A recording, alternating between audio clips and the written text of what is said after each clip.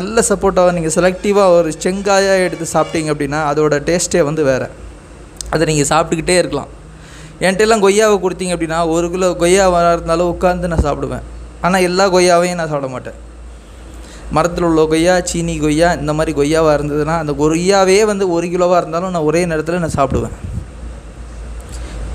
இது நான் எதுக்காக நான் உங்கள்கிட்ட சொல்கிறேன் அப்படின்னா, இனிப்பும் சரி, வாழ்க்கையில் சில விஷயங்களும் சரி, கண்டென்ட்டுகளும் சரி, அதை வந்து திணிக்க முற்படக்கூடாது. நம்ம வந்து அதை வந்து என்ன பண்ணணும் அப்படின்னா, அதை வந்து நம்ம மற்றவங்களுக்கு வந்து திகட்டாமல் கொடுக்குறதுக்கு நம்ம பழகணும்.